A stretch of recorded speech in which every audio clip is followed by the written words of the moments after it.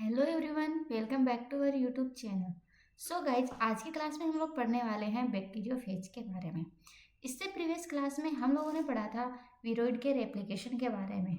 Okay, सो मेरे को वहाँ पे एक करेक्शन करवाना आपको। जब मैं आपको वीरोइड का रेप्लिकेशन पढ़ा रही थी तो मैंने आपको बताया था कि एमआरएनए होता है। ओके, मैंने बताया था एमआरएनए होता है। एमआरएनए से क्या, एक आरएनए एंजाइम की हेल्प से क्या होता है, क्लीवेज होता है। क्लीवेज मतलब छोटे छोटे फ्रेगमेंट में ये एमआरएनए के फ्रेगमेंट बनेंगे। ओके, एमआरएनए की ये फ्रेगमेंट फिर क्या आता है, लाइगेज आता है। लाइगेज, ये लाइगेज क्या करता है, इन फ्रेगमेंट को जोड़ने का काम करता है। ये मैंने वहाँ पे एक मिस्टेक ये की थी, मैंने बताया था कल आपको कि एमआरएनए के जो फ्रेगमेंट है ये आपस में जोड़ता है। आपस में नहीं जोड़ता, ये जो छोटा फ्रेगमेंट है इसके दोनों सिरों को जोड़ता है ये। ओके, ये मैंने एक मिस्टेक की थी। एक मैंने इससे प्रीवियस क्लास में जब मैं आपको वायरस पढ़ा रही थी तो मैंने एक ये मिस्टेक की थी कि जब मैं आपको बता रही थी पॉजिटिव सिंगल स्ट्रैंड आरएनए, मैंने आपको 73% बताया था। 73% नहीं, ये 78% होता है। ओके, आप ये एक चीज़ करेक्ट करना। एक मैंने ये बताया और बाकी सब सही बताया था कि नेगेटिव सेंस स्टैंड आरएनए होते हैं वो कितना होता है, 13% होता है, क्योंकि एग्जाम में पूछा जाता है ना। नेगेटिव स्टैंड आरएनए कितना होता है, 30% होता है। डबल स्टैंडर्ड आरएनए 3%, और डबल स्टैंडर्ड डीएनए भी कितना होता है, 3% होता है। ओके, ये मैंने सब सही बताया था। इसके अलावा मैंने एक आपको ये बताया था कि जो मैक्सिमम वायरस होते हैं वो आरएनए वायरस होते हैं, वो 75% से ज़्यादा होते हैं। नहीं, वो 75% से नहीं ज़्यादा नहीं, 90% से ज़्यादा होता है। Okay, more than 90%। आप इनको ऐड करके देख सकते हैं, 78 90% से ज़्यादा आ रहा है आरएनए वायरस। तो मैक्सिमम वायरस आरएनए वायरस होते हैं और वो 90% से ज़्यादा होते हैं। उनमें पॉजिटिव स्ट्रैंड 78% होते हैं, negative sense single standard RNA 13% होते हैं, डबल स्टैंडर्ड आरएनए 3% होते हैं, डबल स्टैंडर्ड डीएनए 3% होते हैं। ओके, अब हम लोग पढ़ेंगे बैक्टीरियोफेज के बारे में। Okay, so guys, a big sorry for this mistake.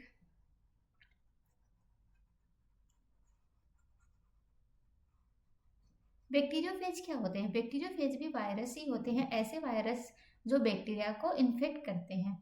ये क्या होते हैं, ये ओब्लिगेट इंटरसेलुलर पैरासाइट होते हैं जो बैक्टीरिया को इन्फेक्ट करते हैं और बैक्टीरिया की मशीनरी को यूज करते हुए अपना रेप्लिकेशन करते हैं। ओके, तो बैक्टीरियोफेज नाम से देख के ये नहीं लगना चाहिए आपको कि ये बैक्टीरिया, इसमें बहुत कन्फ्यूजन होता है। हम लोग सोचते हैं कि ये बैक्टीरिया ही है, नहीं। बैक्टीरियोफेज ऐसे वायरस होते हैं जो बैक्टीरिया को इन्फेक्ट करते हैं। हमने इससे पहले माइक्रोवायरस भी पढ़ा था। माइक्रोवायरस वो वायरस होते हैं जो फंजाई को इन्फेक्ट करते हैं। ऐसे ऐसे वायरस जो बैक्टीरिया को इन्फेक्ट करते हैं वो बैक्टीरियोफेज हो गए।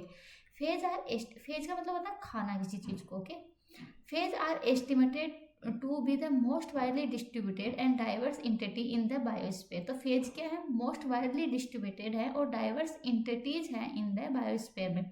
Phase are ubiquitous. यूबिक्विटस का मतलब होता है कि हर जगह पे जो प्रेजेंट होते हैं, भाई जो सब जगह पर प्रेजेंट है वो क्या है, यूबिक्विटस है। Okay, and can be found in all reservoirs populated by bacterial host such as soil or the intestine of animal. तो ये सब जगह प्रेजेंट होते हैं। Okay, typical phage have hollow head. अब ये स्ट्रक्चर बता रहा है कि कैसे स्ट्रक्चर हो रही है। यहाँ पे आप देख पा रहे होंगे बैक्टीरियोफेज की एक स्ट्रक्चर है। तो टिपिकल फेज क्या होता है, एक होलो हेड होता है इनके पास। ओके, ये जो स्ट्रक्चर होती है इसे हम हेड बोलते हैं। Okay, head, hollow head where the phage DNA और आरएनए स्टोर। जैसा कि हर वायरस में होता है, इनमें या तो डीएनए होगा या आरएनए होगा। तो इनमें भी या तो डीएनए हो सकता है या आरएनए हो सकता है। एंड टनल टेल होती है, इनमें एक टेल भी होती है। यहाँ पे आप देख पा रहे हैं ये tail. Okay, the tip of which have the ability to bind to specific molecule on the surface of the target bacteria। तो ये इनकी जो टेल होती है ये क्या काम करती है, जब ये वायरस इन्फेक्ट करते हैं किसी बैक्टीरिया को, तो ये जो इनका स्पेसिफिक बैक्टीरिया है उसको आइडेंटिफाई करने में और उसके साथ अटैच होने में उसको हेल्प करती है। ओके, टेल का काम समझ में आया। The viral DNA is then injected into through the tail, the host cell, where it directs the production of progeny phase, often over 100 in half an hour। तो ये क्या बोल रहा है कि जब ये अपने डीएनए का, इसका जो जेनेटिक मटेरियल होता है वो हेड में होता है, ये टेल के थ्रू क्या करता है, यहाँ पे इसमें संकुचन होता है। ओके, संकुचन होता है तो ये उसके थ्रू अपने जो जेनेटिक मटेरियल है उसको बैक्टीरिया के अंदर इंसर्ट कर देता है। ओके, कॉन्ट्रैक्शन के थ्रू।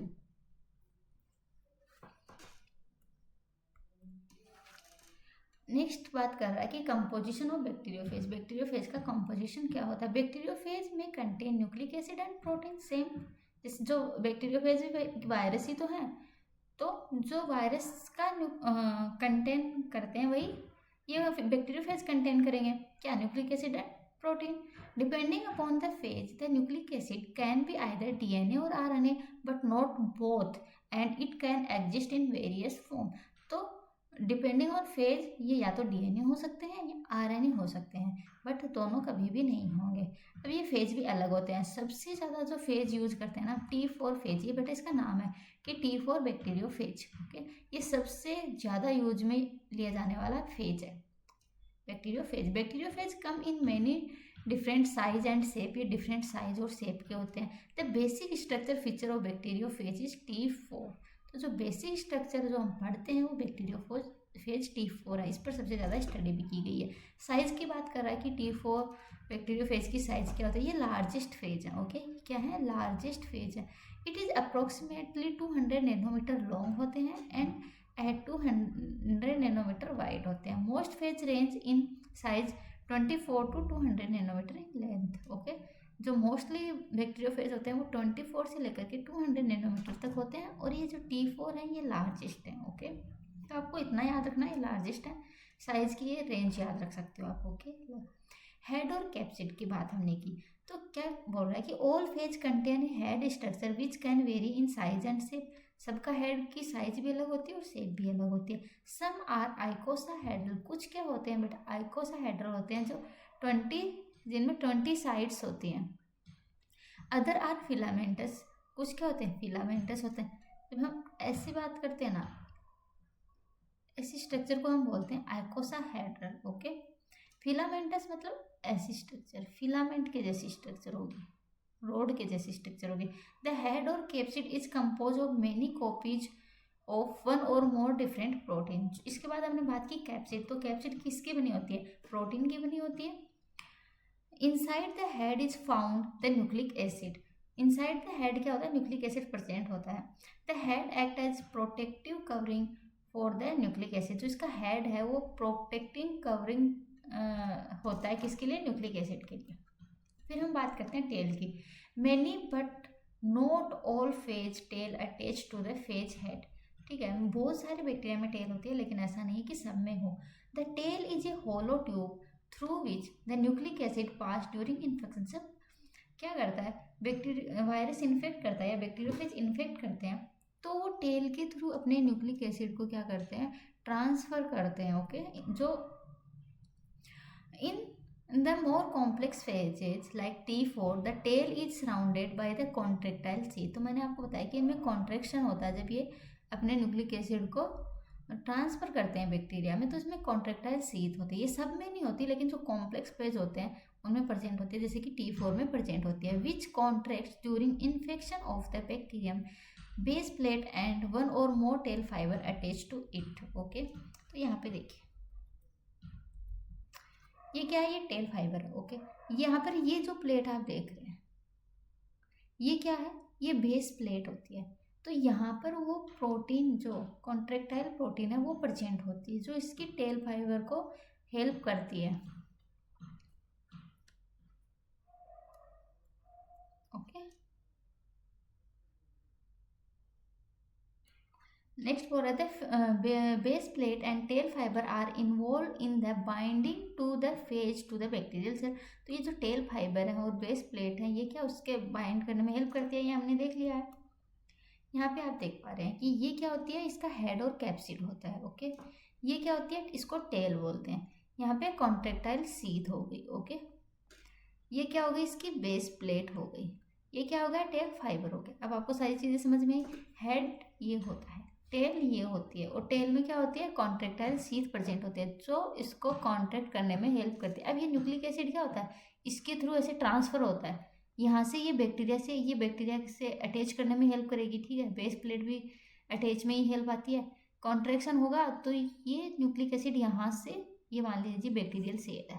ओके, इसमें कॉन्ट्रैक्शन होगा, कॉन्ट्रैक्शन के थ्रू अपना न्यूक्लिक एसिड इसमें ट्रांसफर कर देते हैं। यहाँ पे कुछ क्लासिफिकेशन दिया गया है, आपको इसमें से कुछ एग्जाम्पल याद रखना है। जैसे डबल स्टैंडर्ड डीएनए और नॉन इन्वेलप्ड बैक्टीरियोफेज कौन सा है जिसमें डबल स्टैंडर्ड डीएनए होगा, वो होगा P2। ओके, माइक्रोविरिडी के P2 T2, इनमें क्या होता है डबल स्टैंडर्ड डीएनए। और ये क्या होता है नॉन इन्वेलप्ड होते हैं, इनमें इन्वेलप नहीं होता। डबल स्टैंडर्ड डीएनए होते हैं और इन्वेलप्ड होते हैं वो कौन से, TTV1। Okay, plasma viride. Single standard DNA 5174, ये इंपॉर्टेंट है, ये बहुत बार पूछा जाता है। ओके, M39 FDB ये होता है। एक MS2 सिंगल स्टैंडर्ड RNA जो एग्जाम में बहुत बार पूछे जाते हैं या इंपॉर्टेंट है, MS2 5174 T2। ओके, आपको ये वाले एग्जाम्पल याद रखना। PM2 में क्या होगा, डबल स्टैंडर्ड डीएनए और इन्वेलप होगा।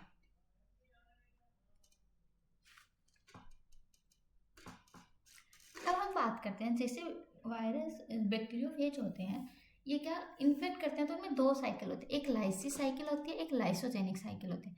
तो क्या होती है ये लाइसिस साइकिल और लाइसोजेनिक साइकिल? तो हम सबसे पहले देखेंगे लाइसिस क्या होता है, लाइसिस साइकिल। तो सबसे पहले ही हमारे पास एक फ्री विरियन है, इसे बैक्टीरियोफेज ही है तो ये एक वायरस ही है, ठीक है। ये एक विरियन है, ठीक है। विरियन किसको बोलते हैं, एक कंप्लीट पार्ट ऑफ वायरस को विरियन बोलते हैं।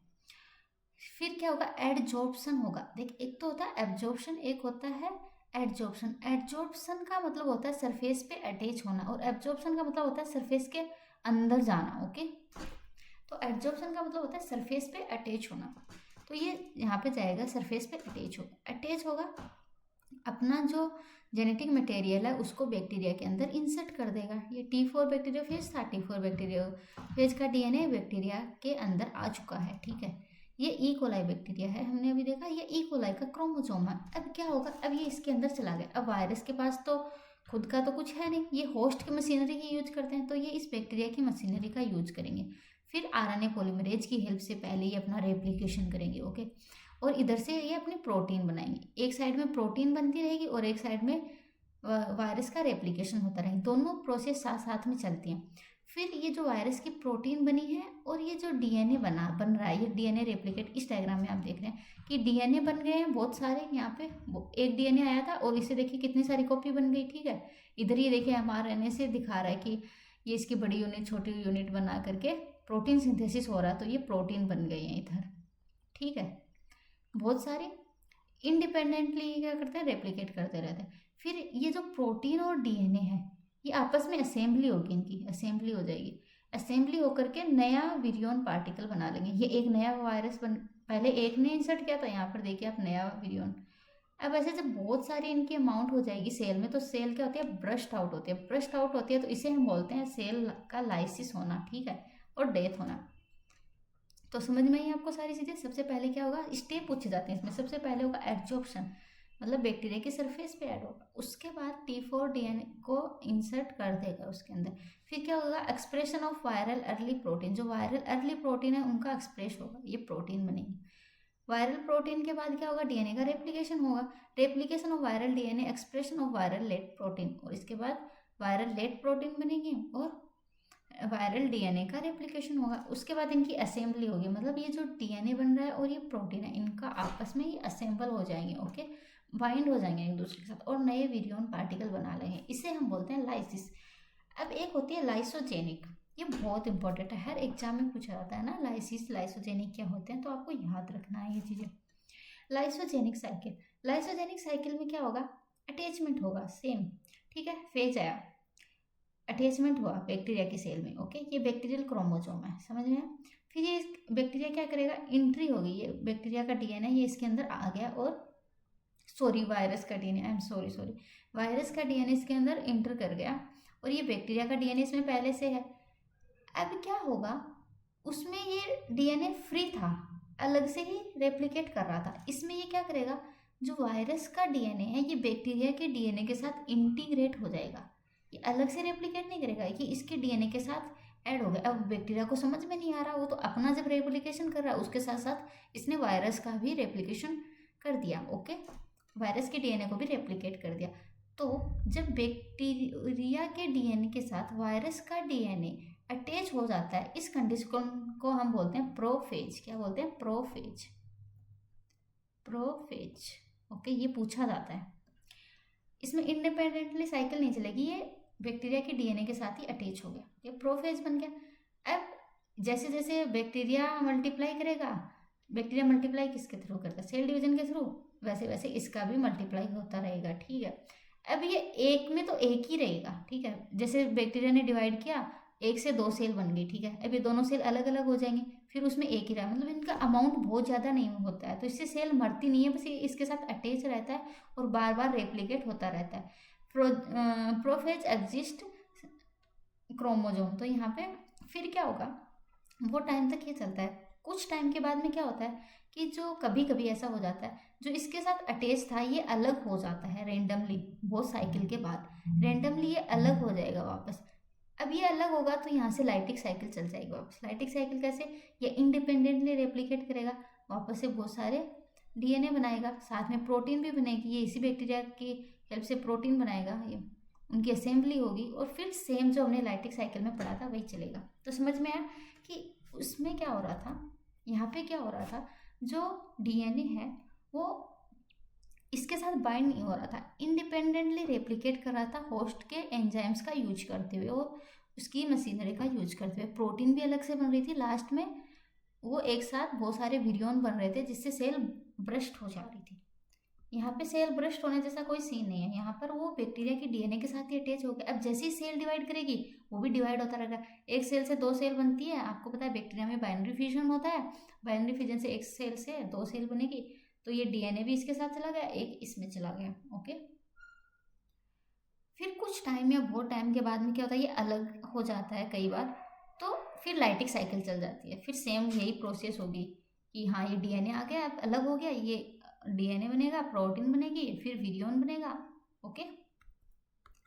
आई होप आपको ये चीज़ समझ में आई होगी। Condition which favour the termination of the lysogenic site includes, तो कौन कौन सी कंडीशन है जो फेवर करते हैं टर्मिनेशन ऑफ लाइसोजेनिक स्टेट को, जैसे desiccation, exposure of UV, ionising radiation, exposure to mutagenic chemical, ये सारी हैं जो जैसे लाइसोजेनिक में साथ साथ चल रहा था ना, हम बोलते कि वो कब अलग होगा उससे, तो अलग होने की जैसे उसका डेसिकेशन हो गया, ठीक है, सेल में यूवी के साथ हमने एक्सपोज कर दिया, आयनाइजिंग रेडिएशन कर दिया, expose to mutagenic chemical. Adverse condition lead to the production of protease which destroy the repression protein, this is turn lead to expression of phage gene, reversal of integration process and lytic multiplication. तो ये जो क्या करते हैं, refresher protein है उनको destroy कर देते हैं, जिसकी वजह से लाइटिक मल्टीप्लिकेशन होता है, लाइसिजेनिक साइकिल तो नहीं चलती और लाइटिक मल्टीप्लिकेशन होना स्टार्ट हो जाता है। यूजेज एनिमल में क्या, prevention and treatment of Escherichia coli